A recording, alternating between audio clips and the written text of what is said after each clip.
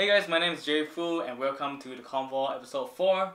So this episode is actually one of my longest episodes yet. I thought the last one will be, but fortunately this one is. And we have a lot of juicy stuff, so make sure to stay until the end of the episode. So in this episode, I sat down with Sam from Filmmakers or Film Call from Kuching, Sarawak, East Malaysia. Filmmakers is actually a production house. So we discussed about why filmmakers should start to upload their videos onto YouTube, the dilemma of expanding your business to KL, how minimalism affects our life, and many more. So for the audio version, make sure to check out Anchor or Spotify. I just realized that my podcast is not on Apple Podcasts, so you can check it out on Anchor or Spotify. I think you can find my podcast over there. Just type in the Convo or Ep4 or the Convo and Ep4. So you can probably find my podcast over there with my face. Yeah, so that's basically it for episode 4. So make sure to drop a comment down below or rate it on Anchor or Spotify. Tell the world that this podcast existed. And I appreciate the support pretty much a lot. Okay, so enjoy the show. Okay, rolling. This one can see? Nope. Okay, good. Right. Mic sync. Talent ready? Okay, what's up guys? This is the Convo, episode 4. So we have a very special guest here, and this is like a very new setup. It's a very professionally lit and professionally mic recorded episode. So yeah, we have a special guest right here. So this is Sam. Hi. So Sam, introduce yourself. I'm Sam. I'm from the Filmmakers Company, and I'm a friend of this guy. Right, cool. So prior to all these things, because I see this guy super active on YouTube in Kuching. Of course, there are quite a few YouTubers as well, but you're probably one of those that are more closer in our vicinity, and I always see you running around doing crazy stuff and just making videos and continue. And that was really inspiring. Yeah. So when we had this conversation a couple times saying like, hey, we should do something together. Yeah. And I guess this is it. Yeah, hence the podcast. Yeah. Okay. So you mentioned like YouTube, right? So you recently started to get interested into like YouTube content creating, right? Not that this is the first time, but we never really thought about like creating content, like becoming a YouTuber so much. Only until just like but then the message has always been coming saying that like, you know, I'm a filmmaker, and if I don't use YouTube as a platform to create contents to connect with people, then that just doesn't make sense. So but then there's always this fear of being in front of the camera, and or feeling like, oh no, I'm not sure if I'm going to do well with this. How do I sound? Am I saying the right thing or so? There's many thoughts. But yeah, here goes. So have you tried like tried filming yourself, and like have you ever? Yeah. I tried a few times actually, but every single time, always just after watching the footages, you know, you just want to hide it aside. Recently I cut something, but I just put a short bit of me appearing, and I don't really like it, but I just tell myself, okay, I'm gonna just go for it. Just go for it. Yeah. So that's my first time trying. I haven't put it up, but I will soon. Yeah, I think execution is like it's a very important part when it comes to like content creating, because it's a very scary thing. Yeah. Like definitely, I think for most of the people that I know, like you're one of them, and I've like a few of my friends also as well. It's like they have like a lot of ideas, but they don't want to execute their idea, make their ideas into a reality. So I always see that this is like it's a very waste for people to like have ideas but don't really like, act on it, because like, you know, like if you want to put it in simple words, it's like YOLO, you know. Like I mean, it's quite true. Like you only live once, so why not just execute on your idea, plan it out, and then just go and do it, you know. Yeah. I think that like it's just, you know, everything has a benefit and a price to pay. But more than often, we do not know exactly when we don't do those things, what the price that we are actually paying. You know, we actually have the benefit, which is like if you procrastinate and you delay, you know, you don't have to worry about it today. So you can chill and relax and have fun and talk to some people and don't have to do what is uncomfortable. Yeah. But the price to pay for that oftentimes has been you may never ever achieve your dreams. So I think that for me is a huge blow. It's all about the regret, It's like, am I okay with my life now? Yeah, but am I okay not achieving my dreams? No. So I'll do it. Yeah. So I also would like to help people as well. You know, I think actually the best thing about like collaboration and having an environment of people doing contents together, or whether it's creative or not, but then we happen to be in the creative field. And I always believe like with a supportive environment and then engaging and encouraging environment, we are actually able to help each other to create contents and then to grow together. So that's what I see. I think that's very important as well, because like for me, I actually mentioned this in one of the episodes. Like back then, when I first started doing YouTube, right, I didn't actually like know anyone else who is doing the same thing. And then I was like all alone thinking like ideas and stuff. And to a point where I feel like when I see like the YouTubers in like the US and whatsoever, they always have this like YouTuber meetups and like whatsoever. How to say, they're actually building a community like with like YouTubers and like with fans. So like I see like, wow, this is something really interesting. Like you're actually building communities, you interact with each other, sometimes even like doing business with each other. It's like it's very interesting to see that happening in like the US and whatsoever. And then here in Malaysia, or I can say like Kuching, there's not really. There's actually one that's like the first YouTube meetup actually that I went to. That was last year. So that actually inspired me in a way to like continue to keep out like doing this and like just keep on meeting people like you and like some other people in the future. I think that's really interesting, like to see this platform like existed here. I think there are some from here that are really doing very well as YouTubers. So I think more like what we're talking about here maybe would be like, okay, those that are clearly starting up and having a small group of followers and unknowingly how to actually get to a certain place. I think that's the start up for a lot of things. It's always the start now. The start that's like very, how to say it? It's very terrifying. You're very afraid of like getting started. Like say for example going to the gym. Like when you like for a person who never went to the gym, it's very scary. Like you see all the guys, big size guys carrying heavy weights. And you're like, you're just like, I'm taking a 2 kg. Oh shit! Like damn it. But the more that you go to the gym, the more like how to say you improve. And one day you be that guy who like carries like heavy weights. So I think that what do you call it, metaphor analogy applies to like doing everything like YouTube as well. Like you see all the big players and you're just like the small one with that. And slowly build up. When you say this, like, you know, for my case would be to start out a YouTube channel sort of from scratch. It's honestly quite terrifying in the sense of I've been doing videos for like legitly as a company for like 6 years, and to only start now and everything, it seems like, oh, I'm entering a game of uncertainty and unfamiliar places, you know. There are people that have kickstarted earlier or really do well in this part, and then suddenly I'm putting myself into a place where I myself, nobody probably compares with it, but I myself compares with those pro YouTubers or the long-term people that has been doing this.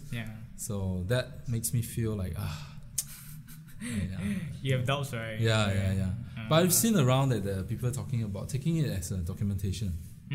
Exactly. You know, just document things down, and somehow it at the end of the day we are just communicating with someone out there that shares similar or like-minded kind of ideology or beliefs or way of life, or even a hobby or interest. It doesn't really matter what it is, and but to build this community through an expression.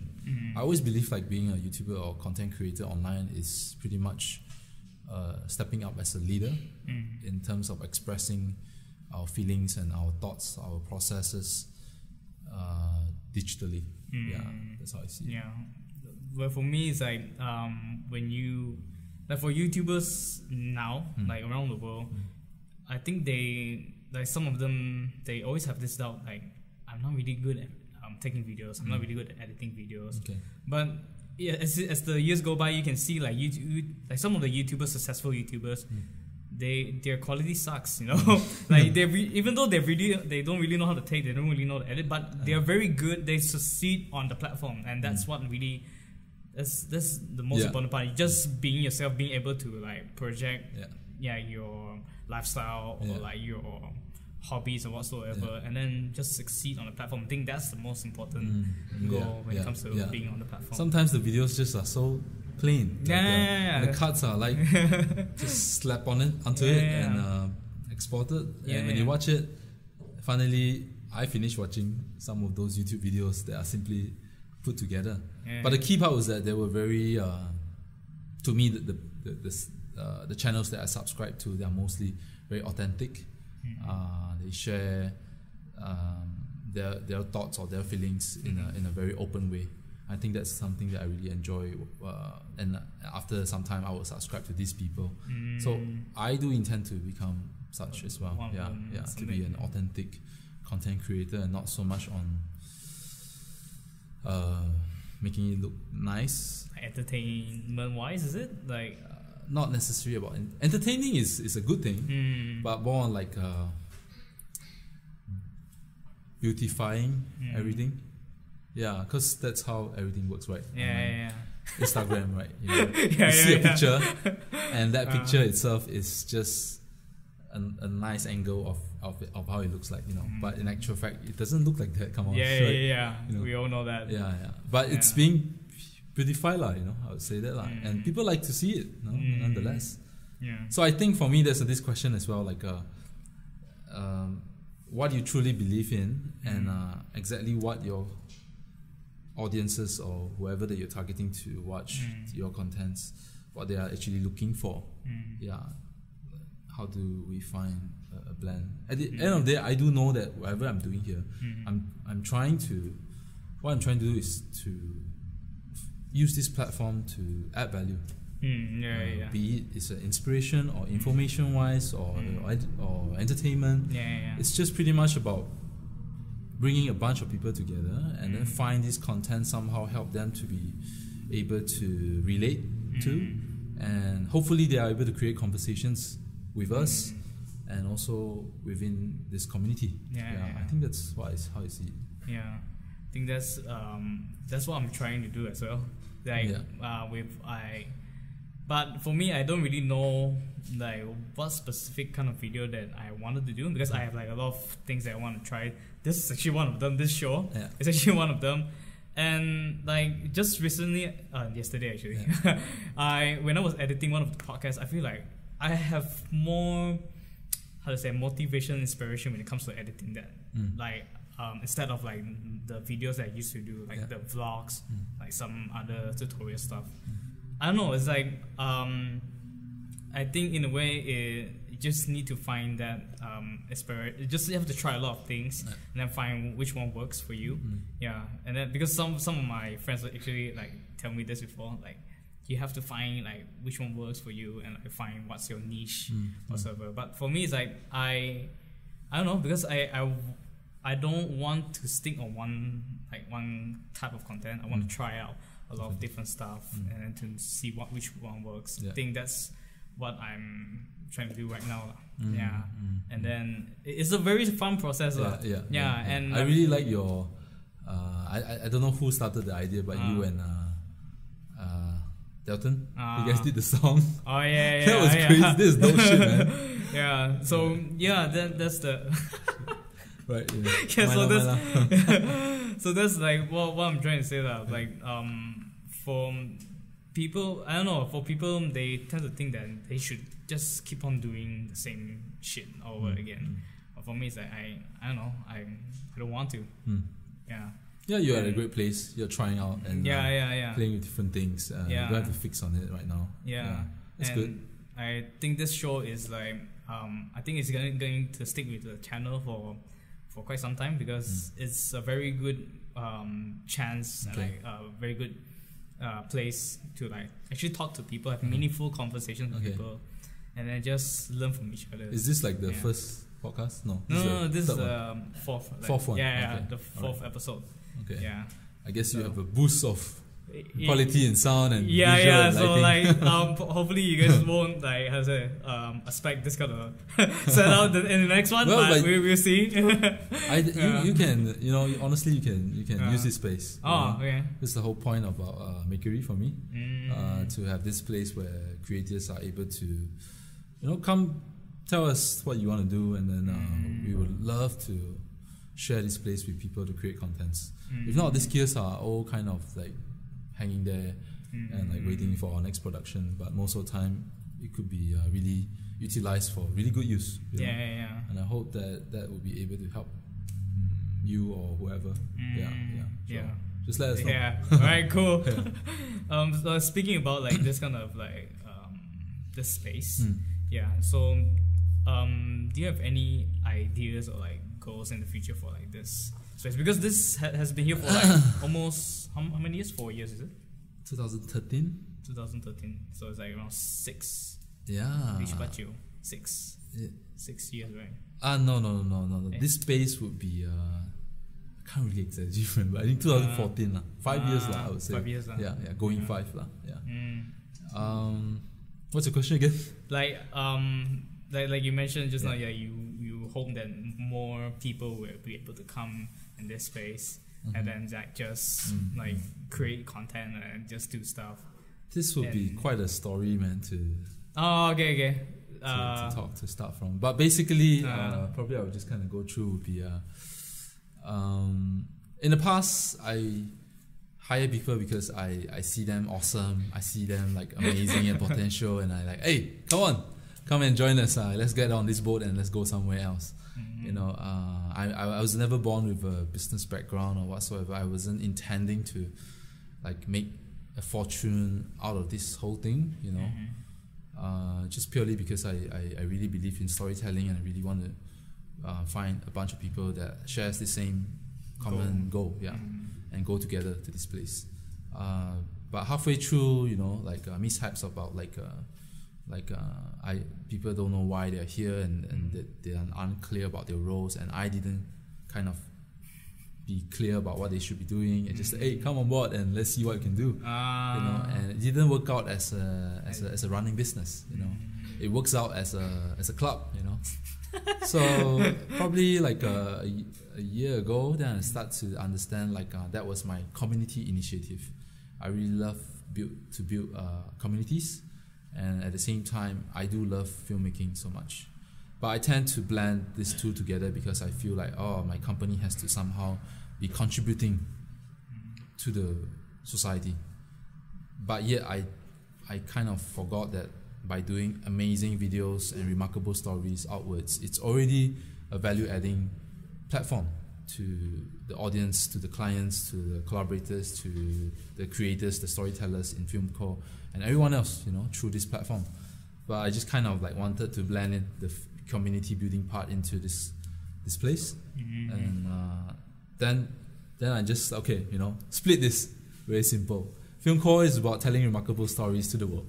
Full stop. And then this community part, there's this space. Currently, this makery is shared by we are the main tenant, Filmmakers Company, and we're having Pixbucks Studio, and that's something funny. Like 2 production companies can actually work together. So both of these companies are able to sustain this place currently, and so we have a lot of gears here as well, and not a lot, but we have suffice gears for people to use to create better quality stuff. Better sound, better lighting, better backdrop, or just a comfortable space to create stuff. And just thought like, probably we can start by, invitation approach first, like, hey, you want to create contents? Come and tell us, just give me a WhatsApp text or give me a call and tell me what you're doing up to, and we will consider and discuss with the team and set a slot of time to create something. But that means any contents that created, all the gears are only within this space that we can use. But moreover is like we are able to have a community of people here, creative especially, to be able to communicate and talk and brainstorm, and if you need some help, you can ask some help here and there, and especially for us, our production work, we tend to need some kind of a part-time or project basis or season kind of production team to join us time to time to help us. And if we are able to grow this bunch of people here, I really want to help. This makery's dream is to help these people succeed, because if they succeed, that means we succeed as well. And yeah, we can grow together that way. So we have projects we can share to do things together. You want to create any passion project, any self-created contents within this space, let us know. We consider and we'll let you know it's possible or not, and we can work with it. So ultimately, this physical space is what we have right now, and definitely we intend to grow it, expand it, but slowly. Maybe in the future there will be gear rentals or space rental or whatsoever to increase this, maybe better the space by having more furnitures or props or gears that we can have more people to use. So that's the gist of it. the what do you call it? The ultimate goal. This. So probably you are the maybe 5th or 6th contents so far that you've been creating with this space that is not belonging to FilmCore or Pixbucks. So okay, cool. So shit, I forgot what I'm going to say. It's okay. So do you have any plans like to achieve that? Like for this? Yeah, for now. Like, do you have any like how to say tactical plans, strategies? Like, are you okay with sharing that? Like for you, you are one of the few that I feel like it's best for this scenario. Like we thought about like a creative co-working space. And sometimes some people just want a space to do something out of their house, not just going to cafes, which there's nothing wrong about working in cafes, just not in a super long-term everyday thing. And but we also can't offer like too many spaces here. We are not like giving out a lot of spaces. And you're asking me in terms of financially or like expansion wise? Yeah, expansion wise, not really financially. The overall strategy, like maybe start out a YouTube channel, like start to like I see. Have an audience and then bring them in, something like that. Like do you have any sort of notable strategies? We for like to have a space to have a digital space to update ourselves and post contents about makery space. We thought about like Google actually has this Google by business or some Google sort. AdSense, No, like a Google Maps where this space exists, and then there's actually a space where you can post content. So it's more easy for people to search. That works. That's one. And secondly, if we really want to take this seriously, that would be like starting an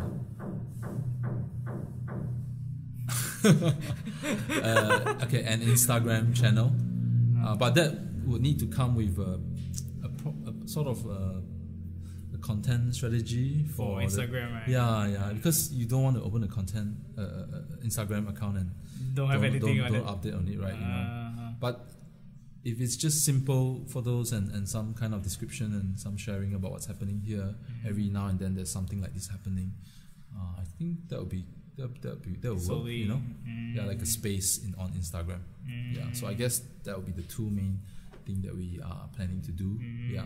we do want to do our own podcast as well. Oh, cool. Yeah. So this is like for you to like have a sense of Yeah. like how it feels, right, to have like a podcast in the future.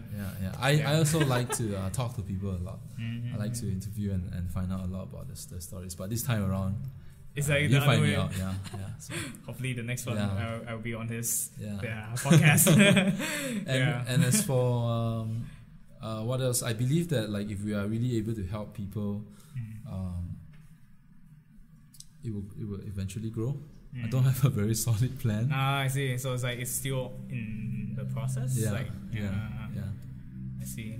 My friend actually told me about this, and I think it's quite true. But it applies to everywhere. I actually asked more or less the same question about like. I actually asked him about like the market, about marketing and stuff. He told me about Emiri. It's better if you try to find a way to educate the people to like let's say content creating or like some other stuff, because the people here in Kuching, I mean there's like a few YouTubers in Kuching, but I think it's not enough to inspire a whole bunch of people to do that.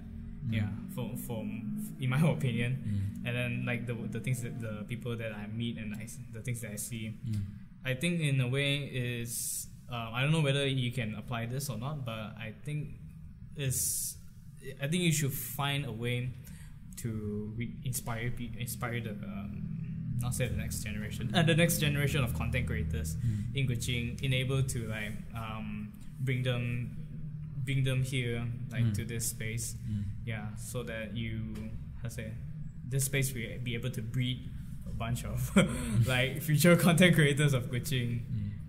But you will be a good example, right? You know, you started YouTube. Why did you start YouTube? You know, and your journey actually would probably resemble, maybe not everyone, definitely not everyone, but like maybe quite a chunk of people. Why they started YouTube? Would you say so? No. What's the question again? Like, my question is like your journey of stepping into YouTube. Would you consider that as like a very general? You mean like what's my inspiration? Like how do I get into YouTube? For me, it's not from the people that like in where I am. Okay. It's so you watch contents outside of Malaysia? I was how to say? There's a word for it. I'm very US educated. Is that what westernized? Westernized in a way, because I consume a lot of Western content, like from the US, mostly from the US, from movies to contents to like a lot of stuff, blog posts, and I was very inspired by Western content in a way, and I think probably what I'm doing right now is actually inspired by them, because I don't really see people doing podcasts in Kuching. That's why it's like I feel like why people don't really do that. So I try to find like skills to do it, and then like to find ways to do it. And then here I am doing like a podcast. Wait, hold on. Just 29 minutes. Hold on. Just stop it. We'll be right back. And come back. Okay, we're back. Okay. What was I saying? Westernized.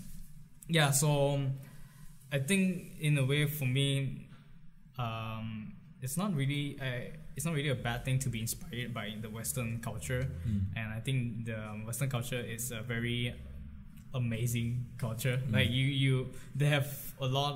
they create a lot of stuff like to vlogging and like I don't know, podcasts, like some other stuff. I think podcasts probably existed in like Malaysia and like I think Singapore, but I don't really see any channels doing so. So that's one of my goals when it comes to like doing all these podcasts, to like inspire people to actually start a podcast, to to interview people and like to get to know people, to have like meaningful conversations, or just plainly just do stuff.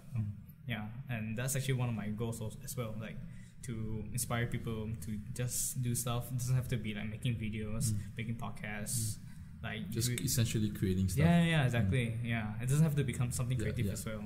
But just be creating. Yeah. Actually, everyone is creative, I believe. There's no such thing as like I'm a creative person and I'm a logical person. Yeah. We definitely has creativity in us in every form. I believe that we can create anything, just that there is a kind of a mindset like sets it on the okay, this is who I am and I can't do that. Yeah.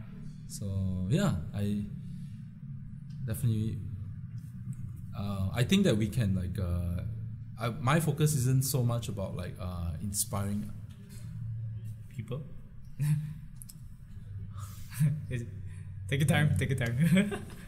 How to say, huh? I didn't see it that way lah, but maybe it is. I don't know. Maybe I'm inspiring people in some ways. I never really go and see it that way. I just felt like there are some kind of stories that always happen along. There are stories that are always happening around me, and when I see them, I feel a lot about them, and I want to tell them. So I'm more of like a emotionally connected to the subject, and then I feel a lot about it, and I want to express it in a video form. Yeah, and to me that I guess in that way I am an inspirational person myself. I feel that that's what I intend to be, to tell stories through videos in an emotionally connected way with the audience. Yeah, I feel a lot actually. Yeah, but for like running a business, just kind of like I'm actually looking for like help with business actually. Yeah, because I think I can do both, but I think I would even excel better if I have some kind of a business support behind. Like there's some kind of a business management going on, and I really intend to be the content creator or the creative person. Because I believe that I'm really good with creating content or be creative with expression or whatsoever. And I really love creating flows, in stories. So yeah, that's my second half of the journey now. Wait, so you mentioned about like you're looking for people to handle your business. Is it like what do you mean by that? Like how do you actually like manage your business like these few years? I've been this is not an easy conversation actually. Okay. But no, I'm fine talking about it. Just that I don't know. I don't know if like one person can do many things. Some people believe so. I somehow believe so too. But I do also feel like if I'm able to fully focus on one specific role in this company or in this organization, I will definitely be able to excel even better. Yeah. All this while it's been I'm running it as a founder, and making most of the choices. I feel that like I may not have been very trusting. I believe I can be more trusting to my team and to more people outside as well. And yeah, that's the journey for me so far. I don't know if it works out that way or not. Yeah. Speaking about like business, right? Like, have you ever have the start of like expanding your business in KL? Definitely, man. Like, what's your like thought process when it comes to like expanding? I've always been a very spontaneous, free spirit person. Not so much planning and not logical at all. A lot of like dreamer part of me, but this couple years has made me into some more careful person. I feel after many things that has happened. So last year I thought like, somehow like our clientele has been becoming more and more out of Kuching. Our clientele market has shifted towards some KL, some probably Singapore, or somewhere nearby countries clients that finds our work more valuable, and they definitely does value much more than the clients in Kuching lah. Yeah, there's a difference. There's actually a gap lah, in terms of the understanding of the value of creating videos. Yeah, so in customer serving outside, that got me thinking like probably might be a better option. Firstly, actually, like of course, like when I think about it, it's more about like it's a more value work done outside when your clients do value. Finding that clients that really value your work, it is why do you want to work twice or 3 times harder? Yeah. Whereas there are probably clients that really value you and pay you exactly what you wish for. Then isn't that what everyone wants? Yeah. And you can spend the rest of your 2/3 of the time doing crazy stuff or do new projects or build your own content. Do more. Yeah, do more. Yeah. So the second part that actually is the key part that why I feel like wanting to move to KL is because there are more things that are moving and changing. Being in KL is probably like the closest biggest city in Malaysia without moving to another new country, that you are able to expose yourself to see what's changing and what's really moving, with this AI and technology and all this I don't know which evolution of digital revolution. We are definitely in a time of if we are not good enough, we're probably going to submerge under technology. We are probably going to be fighting with technology in the future and not really like human to human competition anymore. And I feel like there's this need, especially for our field, to really be able to be ready and to see and to speculate what's going to happen. But being in Kuching is like being in a lagoon where there are waves out there and you can't really feel them until a huge tsunami that probably is as high as that, as I don't know, maybe 10 stories, and then you just gonna overthrow it and then comes into the lagoon. And by then, you in that little ducky, rubber ducky float, just gonna topple. That's what I feel about being in Kuching. But I definitely love this place. Of course, this place is amazing. Just I still feel like while I'm still young, it's a good time to go out and see more things and be attentive to what's the changes that's gonna happen. So, but my challenges is like running it in a company. I'm not a freelancer. I can't like pack my bags and go. I love to. I mean, I'm a minimalist. Not that I love to close down a company or whatsoever. But I just like the idea of like packing light and just go explore. Yeah, and go explore. I love the idea, which I really am very thankful for the team.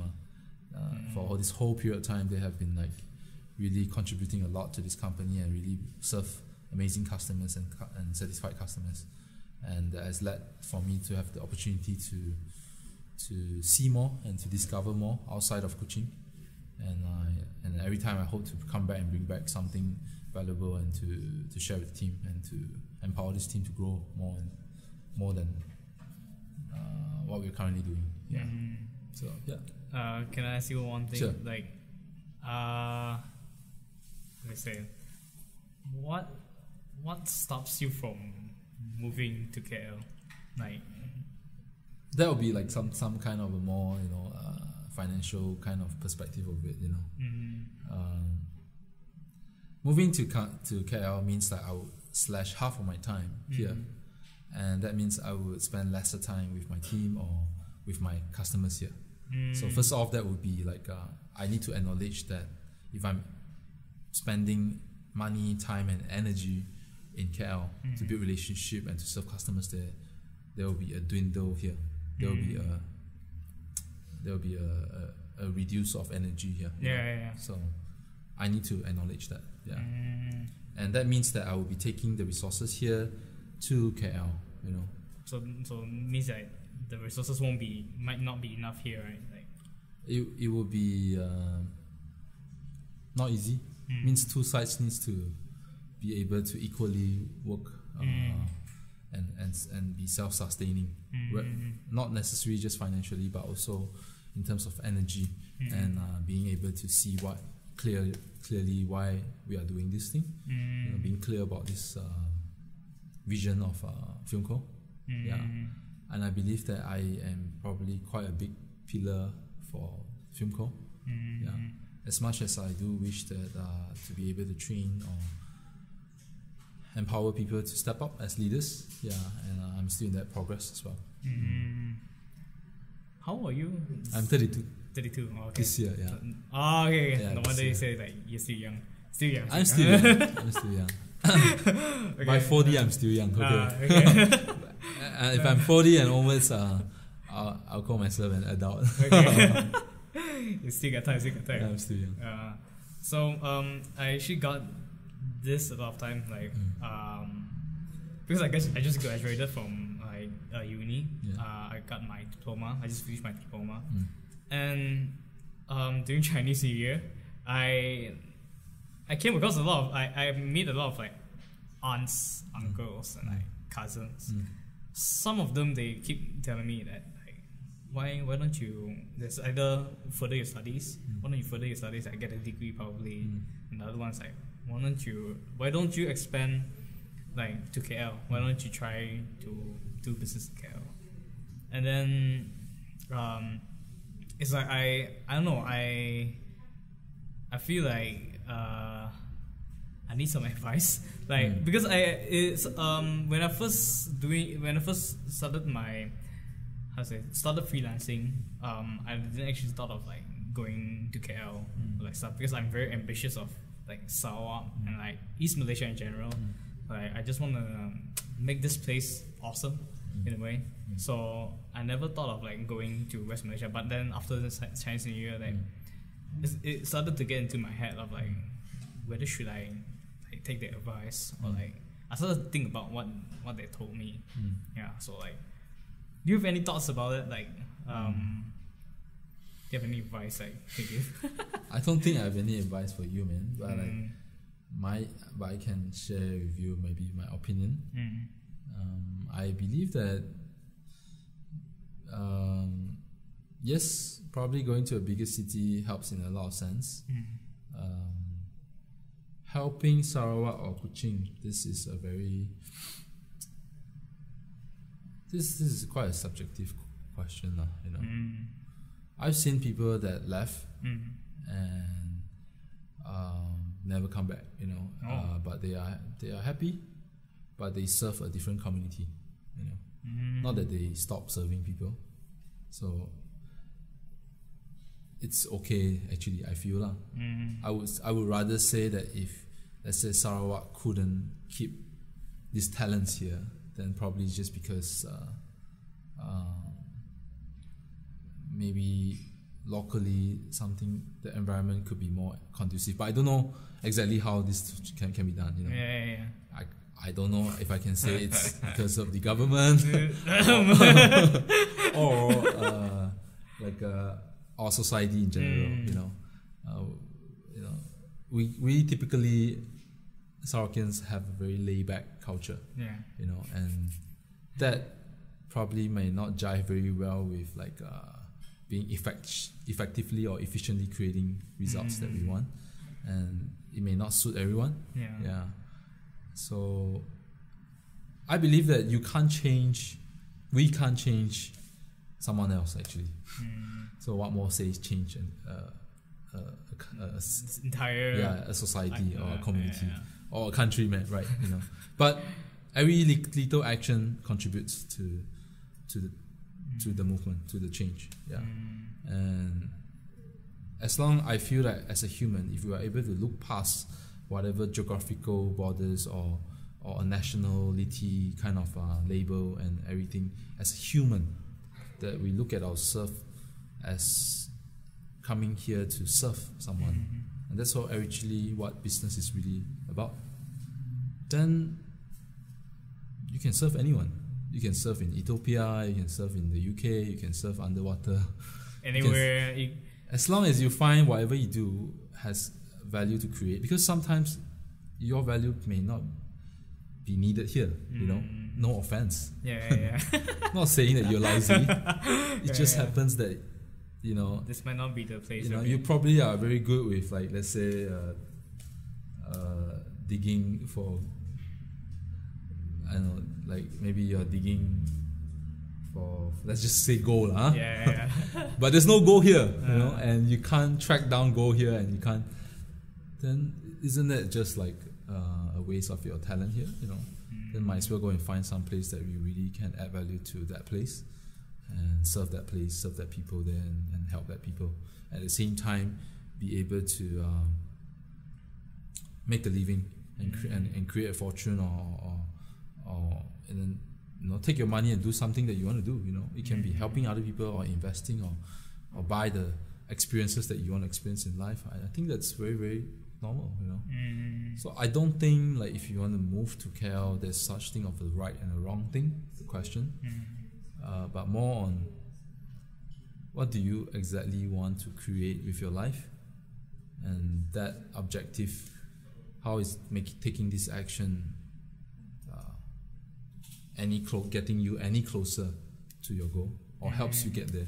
Is this something of a very effective action that you can do to achieve your goal? So that comes back to, what is your goal? Yeah, what do you actually want in life? So okay. Oh, okay. I wouldn't say it's a right or wrong. No, yeah. But it's like, I think this is a very big question, like, that got thrown to, like, a lot of people, especially the people around me, like my friends and like my relatives. Like I experienced a lot of times. Like they asked me before, like, how to say it? Like, some of them actually went to KL, and then some of them, they are still thinking about it, and some of them, they asked about me. It's always they always play around with this question, like, why don't you go to KL? Like, no one actually thought of, like, what are you gonna do here, something like that. You know, they didn't actually thought of, like, the stuff that you can do in Kuching, or like in Sarawak, or like East Malaysia.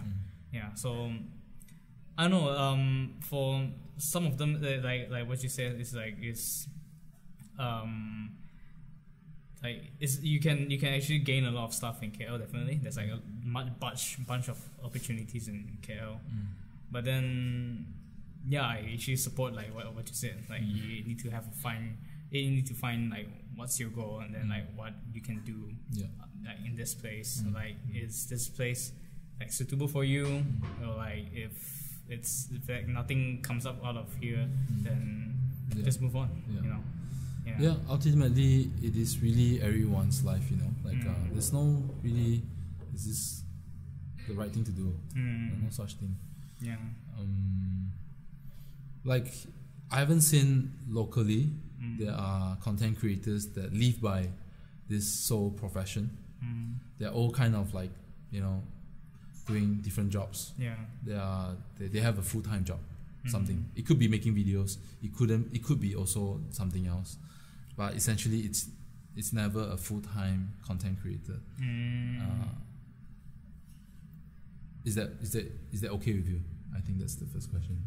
To do some other jobs and at the same time creating contents. Because for me, I'm fine with that.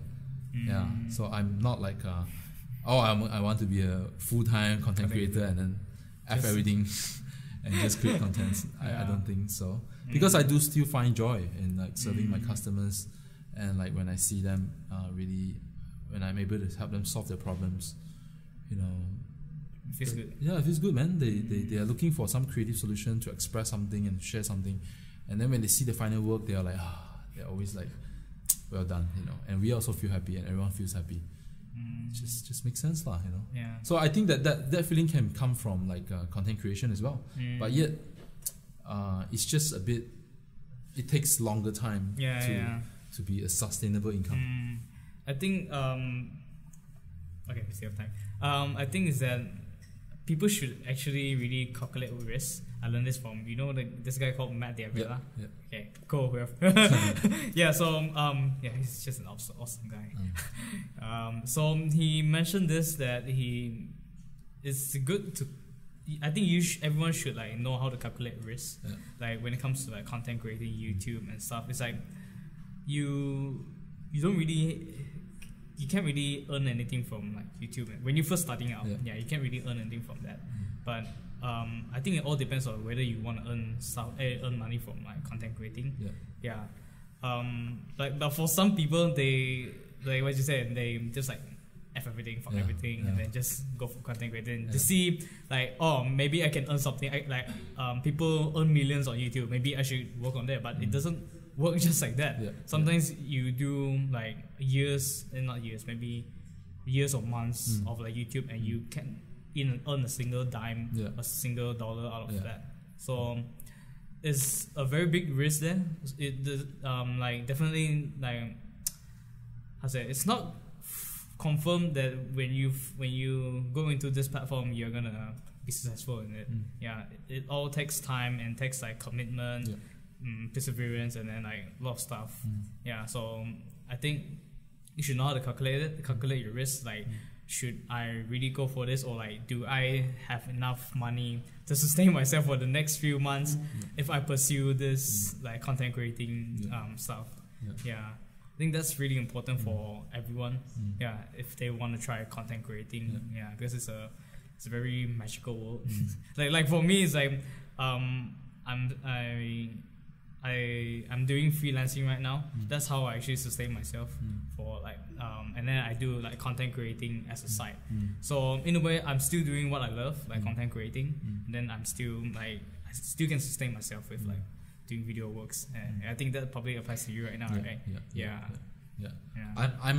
I may be more of the other spectrum of it. You know, I'm actually very clear about being a full-time production house, and then contents on the side.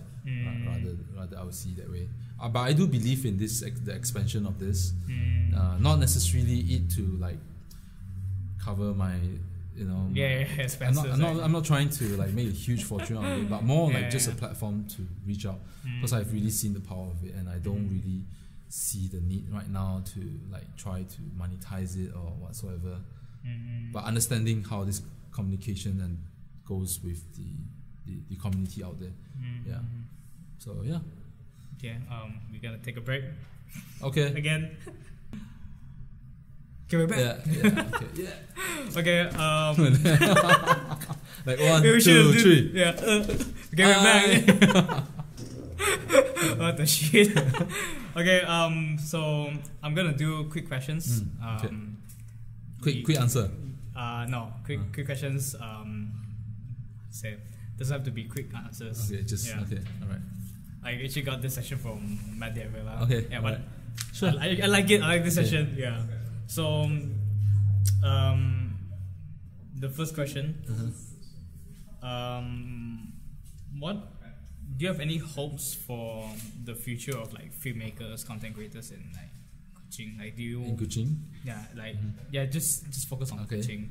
Do you have any like hopes? Like, what would you like to see in the coming years or like months? I believe that like as a whole, this whole collective of filmmakers in Kuching, actually we all play significant roles.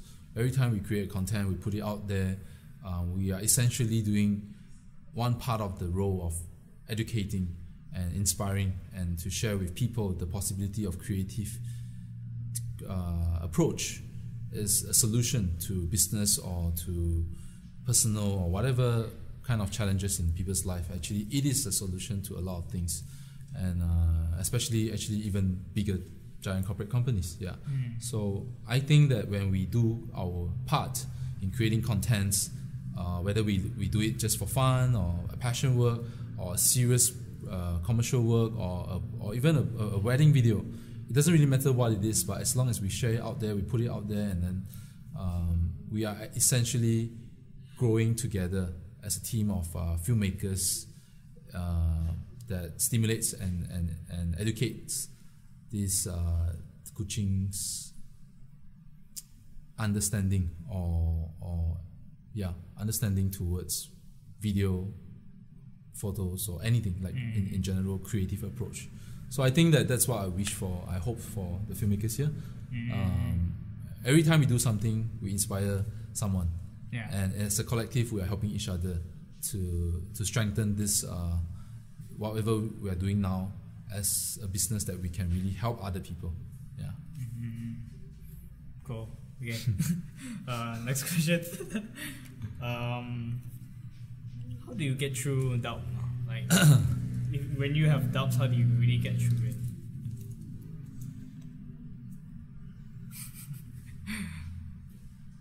Honestly, this is a very on point question. Yeah, definitely I have doubts, man. You know, how do I get past them?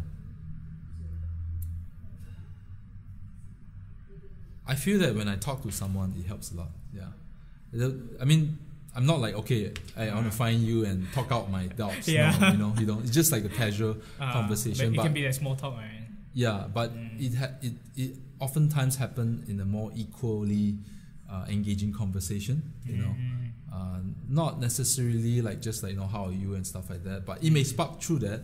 But like conversations with people talking more authentic, like when we share more authentically, helps to look at the so-called problems like smaller. You know, it seems smaller when we talk about it.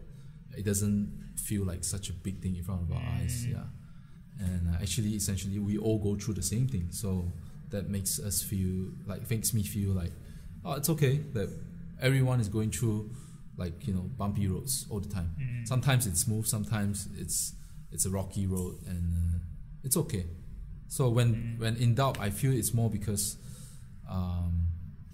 maybe most of the time the source of doubt for me would be like, if I'm hurt, like I feel like, oh, someone mistreated me or some sort, like I'm being betrayed or whatsoever, or not being fulfilled in terms of a promise or what. So, but in actual fact, nobody really owes me. So it's just a thought actually, and I know that if I step past it, it's going to be okay. Yeah, you're gonna be stronger. Yeah, and truly, for me, the opposite of doubt would be like trust. And if I'm to, you know, instill trust in the team or with people, it always starts with me. You know, it's never about the other person. So if I doubt something, I just tell myself, like, you know, I'm trust, and I'll trust others, and that's how it starts to, someone starts to trust you again. You know? And then it goes in a cycle to be trustworthy again, or to trust yourself, trust myself again, and trust others again. Yeah. I think for doubt, it's like you can't really eliminate it like entirely, because it's like I mentioned this in my last episode actually, last few episodes, is that doubt is always gonna come in. Like sometimes you are just maybe like the small thing, like maybe like I can't really come up with an example, like you lost a lot of money, something like that. Yeah, and then it's like you're always gonna have like doubts. Like let's say you're smoking, you're gonna die earlier. Yeah, and then later, who knows, you get into a fight with your girlfriend or like whoever.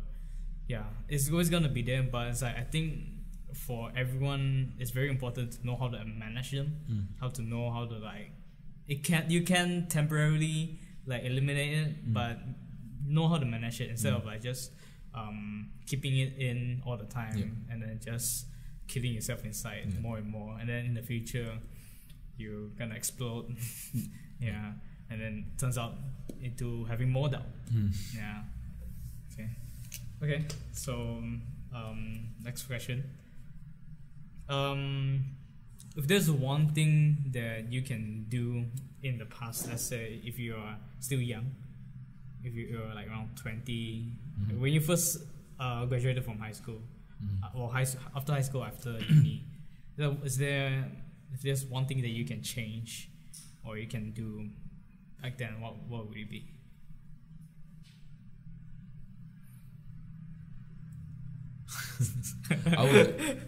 I know this. I would practice to hand in my homeworks. You know what? I tell you, these little things doesn't seem like it matter, you know. But later on in life, it comes back. For me, it's because when I was young, I don't really care about homework. You know, I think like it's just bullshit. You know. In high school. In high school. I just like don't finish my homework. I don't care. Because in high school, right, you just hand in your results. You just go for exams, and if your results okay, then that's it. You know. So homework doesn't really matter so much. But little did I know, what it really contributed to my life is being not taking all these assignments or things that I committed to myself seriously. So it is a continual kind of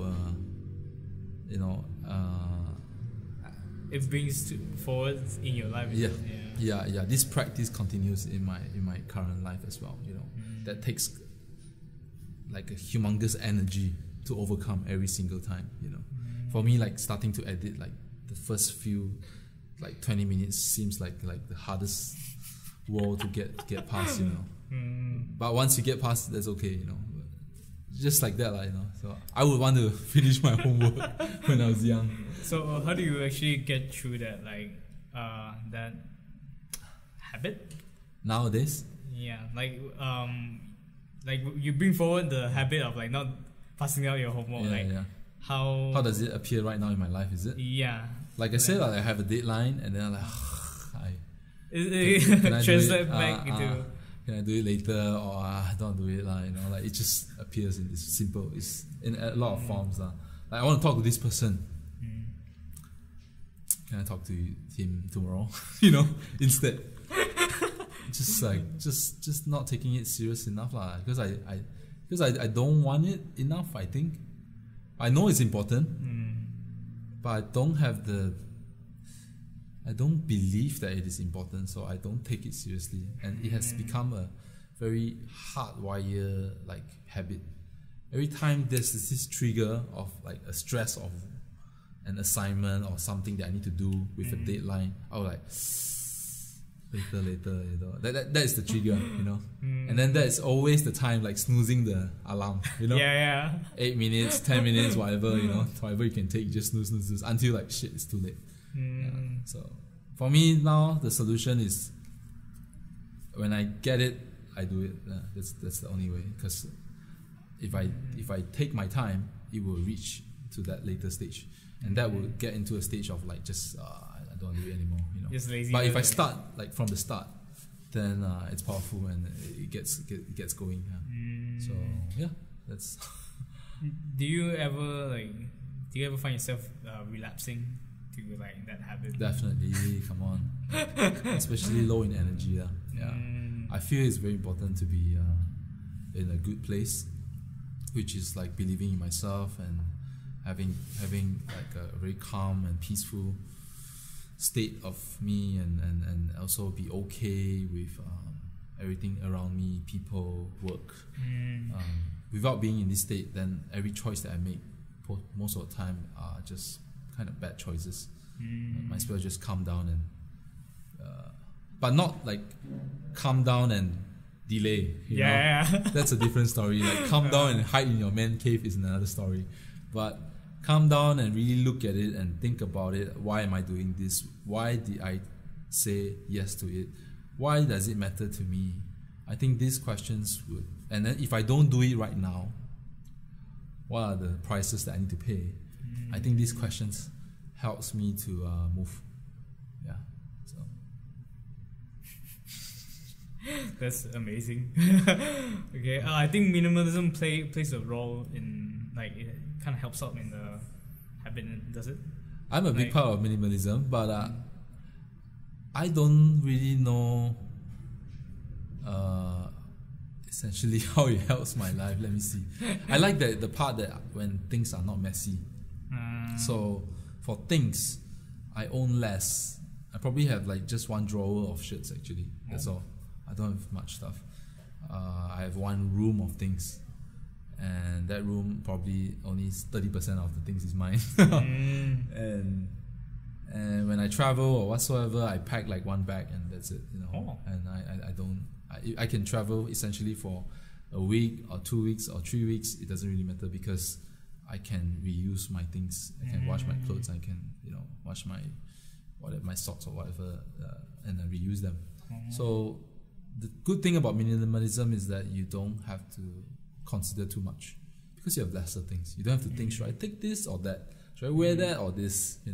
Shorts or long or pants. Like I pretty much always wear pants. So, but in terms of choice, is minimalism. This is another realm. This is like another topic, man. We can talk about minimalism next time. We can. We'll be right back for the next episode. Yeah. It'll be minimalism. Yeah. Yeah. Oh, I didn't know that actually. Yeah. I know that you wear like a lot of plain shirts, but I didn't know that you are actually practicing minimalism. Yeah. You've been doing minimalism for how long? I don't know. It just slowly It just comes in. comes in. Yeah. Not like inspired by anyone. Definitely. There are people that inspires me. Yeah. Can't remember now that you named him. If I'm to name, I know Matt is one guy. Yeah. But I'm not inspired by him. But I kind of know minimalism before I know him. And there was Craig Adams, but also not the source of minimalism for me. He just happened to be the person that I follow because he's a minimalist. And what else? I just kind of like the idea of, because when you travel, you don't want to pack a lot of stuff. You don't want your hands to be carrying what do you call that? The luggage, right? Luggage, right? A 4-wheel luggage, and you want to use your hands to shoot. Be free and touch and hold and pay money and hold passport and do things, hold camera. You don't want it to hold something. So that, I think, it was the start. Maybe I pack everything into my bag. It's a bit heavier, so I start to pack lighter and lighter and lighter. And essentially, I can probably bring just 3 sets of clothes, and that's it for like a week's travel easily. Yeah. But gears is another headache, So, like a gimbal, like freaking gimbal. The Ronin S is super heavy. So I'm trying to see like how do I actually able to do some nice shots just without a gimbal, but it's just hard, right? It's hard. I was actually inspired by Matt. I'm not saying that I'm a minimalist right now, but I'm slowly building up into it. Yeah. Hopefully, my hopes are like, hopefully in the end of this year, I'll become like a full minimalist. Okay. Yeah. So what I'm doing right now is I try to develop a new habit every month. So I have a video up. It's not really that good actually right now. It's called January habit. So every month I will have like different habits. So like February habit, March habit, until the end of the year, and then we'll see like if like all of the habits are like slowly building towards minimalism. So hopefully by the end of the month, it will be like I'll be like a minimalist. You're gonna create contents about this as well, right? I'm actually doing it. Okay. Right. Yeah. So looking forward to that. Yeah. Thanks. Yeah. So it's like, I don't know, this thing called minimalism is like, it's really fascinating for me. When I first got introduced into this thing, it was last month, like early last month. Okay. Yeah, and then it feels really, how to say, you have a sense of like, we call that clarity. Is it like you feel very free? Yeah. And like, how to say, you don't really expect that much from like everything. Okay. Yeah, and then you come to like accept that you appreciate everything like just like that, instead of like wanting more stuff. Yeah. I think it's a very good practice. Yeah. So that's why I'm trying to develop it. Yeah. We really probably can start a series about that, man. Yeah. I would like to talk about bags for one bag travels. And the meaning behind like minimalism, like what Craig Adams says is being intentional with what we have, not so much about owning less, but everything that we own, we know why we have it and what is it for. If it's reduced, if there's a reduction in its purpose, then give it away, sell it off, give it some, or don't own it. Yeah.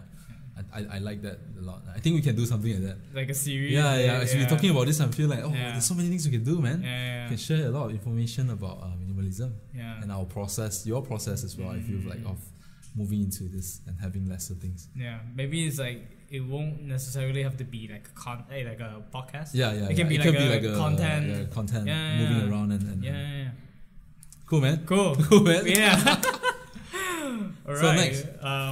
Oh, you're done. Yeah, no. We have like, hold on. We have 2 more. 3 more. You okay with it? Yeah, sure. Yeah. So, what's this still? Yeah. Okay. So, one advice that you live by, like that you heard Advice. of, like one, maybe it can be a quote or like.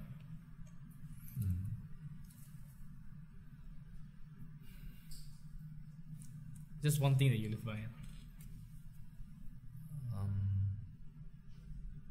I don't have a quote lah.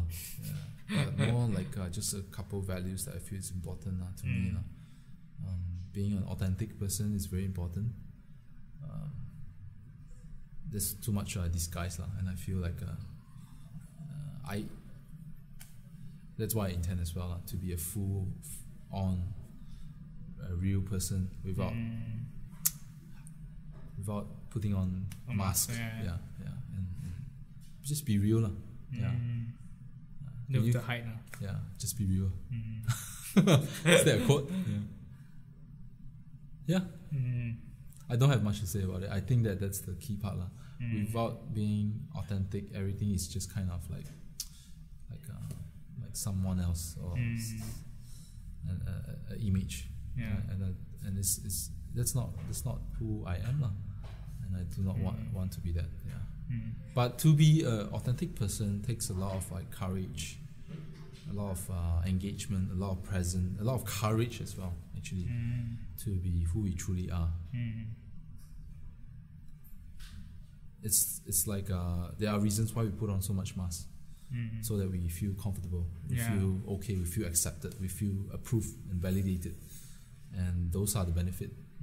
But once taking those things off, it's like so naked, so like people actually see you know, like how can I go out without a makeup? You've probably seen like girls that would say that way, right? You know, that's just the physical definition of like the mask, you know.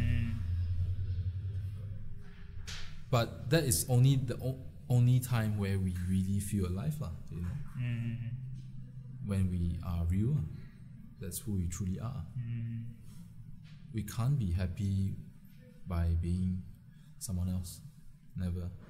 It can seem happy lah, but it's just not true lah. So I think that's one thing that all YouTubers are struggling about, like when it comes to like being authentic. Not necessarily YouTubers, like just anyone, but I'm using YouTubers as an example. Because you can see like a lot of YouTubers, they, how to say, if you look at the comments, from time to time people will say like, why are you being so fake? Like, this is not the real you, something like that. But it's like, I think it's one thing that some of them are trying to like look into when it comes to like being authentic and stuff. But some of them, I don't really know them personally, but it's like they look like they're being authentic in a way. And I think that really helps when it comes to like growing their channel and like growing themselves as like a person. But we would never really know until we like know them personally. But all we can say is that only God knows. So I think it's like for everyone, like what you said, it's like it's better to be authentic, like not to hide behind a mask and like just show who you are, you know. Express it and then just live an authentic life. Okay, so last 2 questions. What would you be doing if you're not making videos? No, not doing this.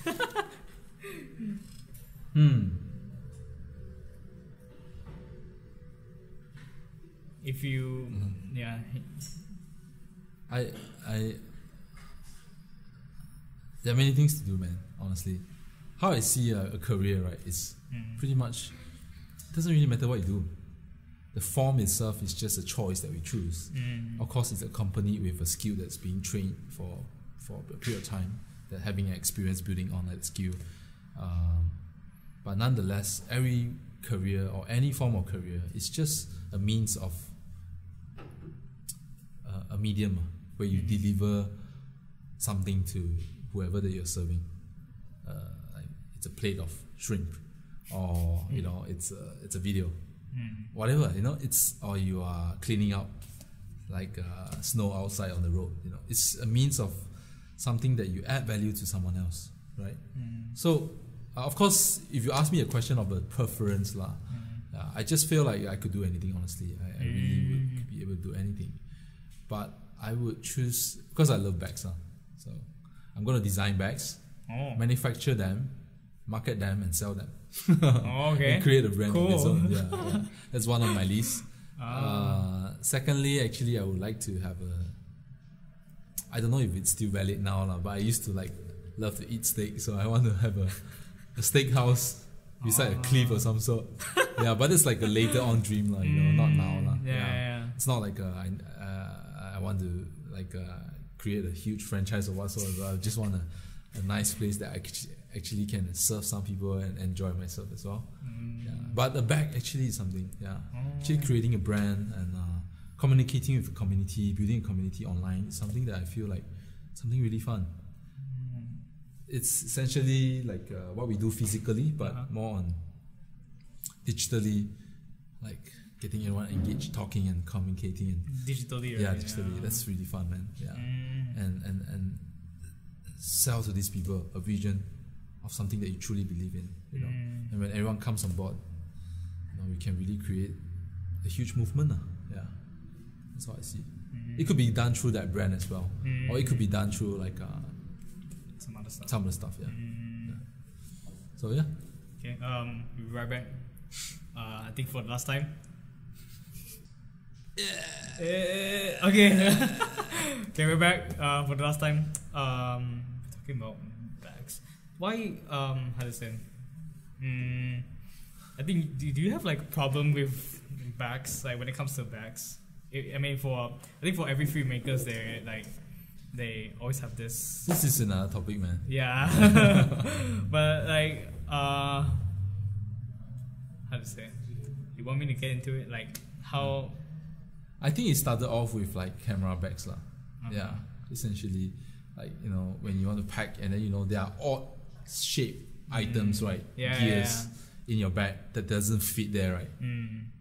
These camera bags are designed like probably 20 years ago for photographers, where video didn't appear as that, you know. Of course, nowadays, yes, there are more bags that are created for videographers and so on, but I didn't like it because they are designed too functional but too heavy. Yeah, it's just the material that they use is.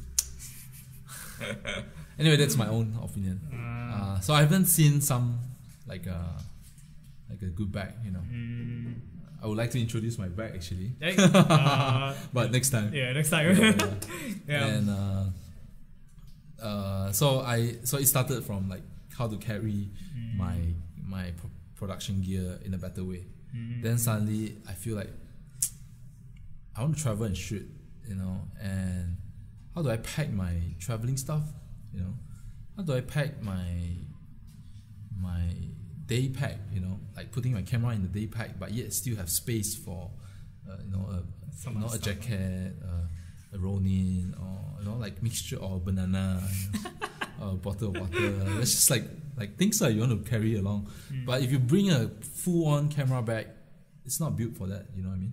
It's built for only cameras. Right? Yeah, and then those like full-on ones, it's not a quick access bag. It's like a front or back load, full open size loading, and you put on the floor to take stuff. Sometimes you want a quick access and take out the camera and start shooting. It's so hard. Right? It's so hard. Yeah, so hard. And just as I go and research more and more, I just feel very frustrated. Yeah, my ideas always comes from frustration. Everything that I've been starting to do right is because I feel like shit. Yeah. This is not a very good thing. It's not very beautiful. It's not very well done. Let's do it myself, you know, and I do it. That's how I start always. So with bags as well, I don't have any background with that, but actually I have some. I feel like I want to try. I've started to build some connections with like bag manufacturers or distributors. Oh, cool. Yeah, I'm doing contents with them soon. Yeah, and some in Hong Kong, some in Malaysia, in KL. I'm planning to do like some series stories behind like bag makers yeah, and why they believe in bags or why they carry such bags. Yeah, it's like essentially like the bags that usually people buy. They are more like H&M, maybe it's very, like a very fashion based kind of bags. They are not functional, And then if you buy two professional ones, they are like full on, high price tag, of course, very, very good lifetime warranty and stuff, but then it's just generally built in a way it's too sturdy for your everyday use. You don't want like to carry a huge ass tank and go to work back and forth. You want something that looks casual, nice, functional, lightweight, but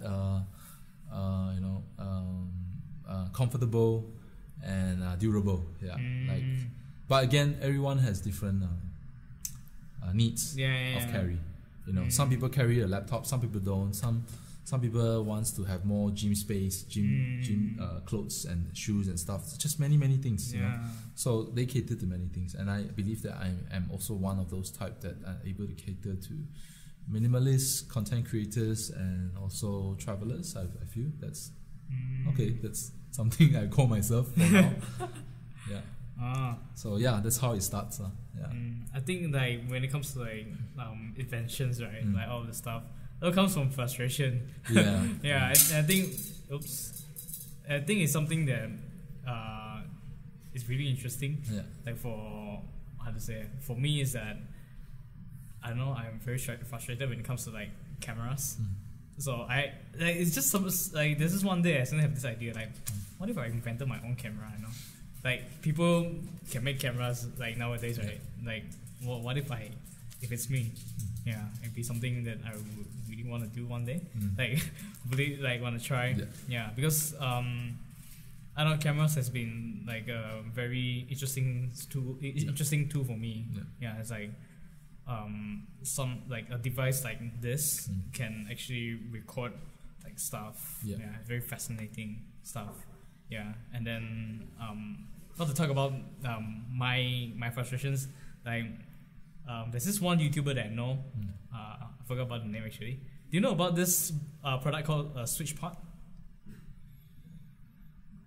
What does it do? Do you know about Gorilla Pods? Yeah. Yeah. Switch Pod. Okay. So that's something really cool. I can see like it, and it also comes from frustration. Yeah. So I think. Are you gonna get it? I know it's very tempting, but I know hopefully there's like a China made product. Well, I think it's gonna be different, man. Yeah. But I don't know. I trust me. I bought before like counter third party stuff, right? It's just it's better off like spend a bit more money, save up and get the good stuff. I know it's like when you buy like a third party company product, it doesn't work like the actual original one. But I don't know, I have doubts when it comes to like buying like a Switch Pod because like I don't really vlog much. Like I mean I do, but I can't see the problem with me like using the Gorilla Pod. I think it's a very good tool for me. Yeah, but for some other creators, it's like it's something. I try them and I don't like it. Yeah, I don't like it. I would like a sturdy like the Switch Pod, and don't give me a. But sturdy is quite tall, right? Yeah. Huh? I mean, Gorilla Pod is quite tall as well, right? I still don't find. I'm sometimes trying to shoot myself, like on a desk. It just falls. So many work to try to get the joints like straightened up and like just to stand still and to balance it. Like, okay, are you okay? And it's just unstable. Anyway. Yeah. But yeah, like yes, what you say is true. Like more than often, I think that's why we want to create something to solve something. We feel the frustrations ourselves, and that's a good drive. Yeah. And I'm sure that helps other people as well. By doing it and sharing with other people. So if we see that when we do sales or we do marketing for a service or a product that we truly believe in it, it is actually helping and contributing to the society. Yeah. So yeah, I think it's really good also like for people to feel frustrated with some stuff and actually do something about it, because that actually helps to improve ourselves as like human beings. Yeah, like let's say for phones, like some people get frustrated when like they don't really have good batteries. So that's how, like, who knows, maybe one of them can like develop a better phone. Yeah, so and then he became like a millionaire or whatsoever. So yeah, you never know. Yeah, so like from being frustrated to become something different, it's a really fascinating thing to see. Yeah, if you do something like this, if you don't really do anything, if you're just being frustrated and complain all the time, then you're not actually doing anything. Yeah, I think that's something very important. And I'm looking forward to your back. Actually, I'll start off with like backstories first now, okay? Yeah. And then I'll move on to like finding some distributors or manufacturers. I talked to some people. They really helped me to understand a lot more. They really put a lot of detailed understanding into materials, into sewing and many things. The whole structure of creating a bag. They tried themselves and then they shared with me their challenges in creating bags. The idea of creating a bag is amazing, but when you really create one, there are many things that don't work, and you have to figure it out. And it's like a prototype thing. If you do it all R&D and like spend time to really create until something that really work. So if to start this, I would again see this as a side project, but not like a full-fledged like just go all out kind of thing. Probably try a Kickstarter. Okay, so that's the bag that I bought. That I got it from. I've been following them since Kickstarter. What company is that? It's called Evergoods. The one that I got is a CPL24. So it's amazing bag. Next time. Okay. Okay, I think it's time for the last question. I think that's it. Okay, awesome. So where can people find you? Like when it comes to like Instagram, YouTube. Personally, they can find me on Instagram on Great Sam. That's it. For my for Film Co would be like Filmmakers Co. FILMMAKERSCO. That's the Instagram. Facebook we are there as well, and YouTube as well. But you can find anywhere essentially. For your YouTube channel, YouTube is I can't remember as well. But you kind of can link it somewhere. It's always on Instagram. You can link. I try to find a link and then drop it down just below. Just go to Instagram. Okay, so thanks Sam for being on the podcast. Thank you for inviting me. It seems like a good one. It's definitely got a lot of good stuff here. Hopefully we can do some other minimalism or bags. Bags or the process of this whole minimalizing. To do more contents in the future. I'm really looking forward to the future of this guy. And don't forget to subscribe and follow me on Spotify, Apple Podcasts, Anchor, wherever you hear this podcast. And share this to your friends, definitely. And then, we'll see you guys in the next episode. Peace out. Bye-bye. Woo! It's a wrap! Okay, let's do some quick feedbacks then. Like, what do you think so far?